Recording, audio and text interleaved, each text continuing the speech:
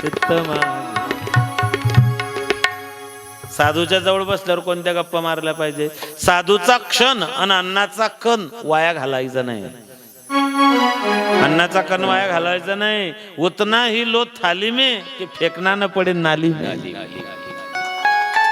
ताटात तेवढंच घ्या जेवढं तुमच्या पोटाला लागतं. घरी एखादी वयस्कर असेल तुमच्या आजोबा आजी सासू सासरा तर त्यांच्या पुरतच घेऊन जा. डबा बी न्यायचा असल्या ना. मी बऱ्याच ठिकाणी असं पाहिलंय मजबूत बट्ट्या नेल्या संध्याकाळी त्या म्हशीच्या पुढे दिसल्या. याचा दोष लागतो बरं. साधूचा क्षण आणि अन्नाचा कण वाया घालवायचा नाही.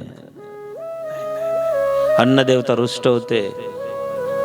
ताट असं स्वच्छ असं वाटलं पाहिजे की असं पुसून घेतलेलं आहे ताट. जेवताना माणसाने असं जेवलं पाहिजे. आमचे ताट तुम्ही कधीही पहा भाताचं एक कण सुद्धा राहणार नाही. कारण आम्ही ज्यांच्याकडे शिकलो तेवढं जरी राहिलं तरी कानाखाली आवाज काढायचे. माझे गुरुमाऊली ज्यांच्याकडे मी शिकलो त्यांचा अधिकारही मोठा होता. वैकुंठवासी प्रातस्मरणीय निवृत्ती बाबा वक्ते वारकरी संप्रदायातले भीष्माचार्य होते.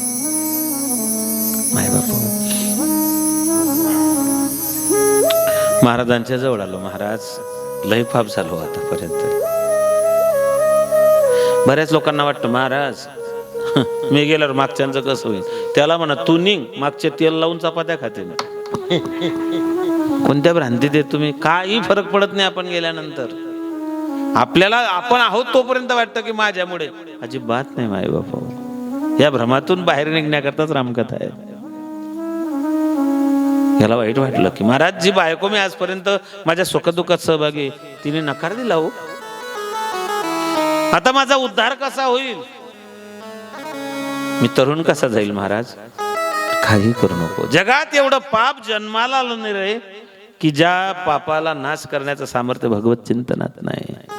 अपिचेत सुदुराचारो भजते माम अनक्य भाग साधुरेव समंतव्य सम्यक व्यवस्थितो हि क्षिप्रम भगवती धर्मात्मा शाश्वतम शांती निगच्छति कौंतेय प्रतिजानिहि न मे भक्त प्रणश्यति. भगवान गीतेमध्ये आश्वासन देत आहेत. प्रॉमिस करतायत. अहम त्वा सर्व पापेभ्यो मोक्षयिष्यामि मा शुचः. मी तुझ्या सगळ्या पापांचा नाश करेल फक्त तू एकदा म्हण की मी तुझा आहे.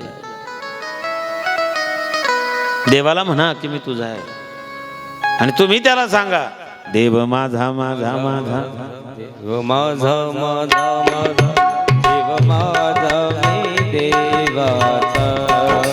टाळी वाजवा भजन देव करा. माझा माझा माझा देव माझा माझा माझा देव माझा मी देवाचा. देव माझा माझा माझा देव माझा माझा माझा देव माझा मी देवाचा. देव माझा माझा माझा देव माझा माझा माझा देव माझा मी देवाचा. हीच माझी सत्यवाचा. एक माझे सत्यवाचा. हीच माझी सत्यवाचा. एक माझे सत्यवाचा.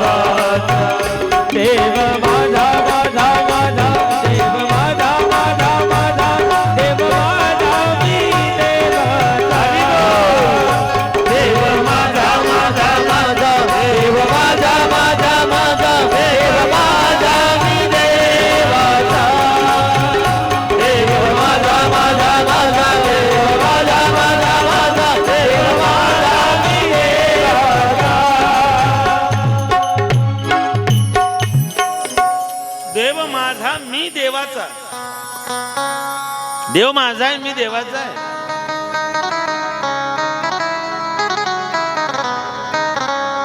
नारदजीने सांगितलं उपराच्या नावासाठी तरले कोट्यान कोटी. बैस बाबा इथे म्हण राम.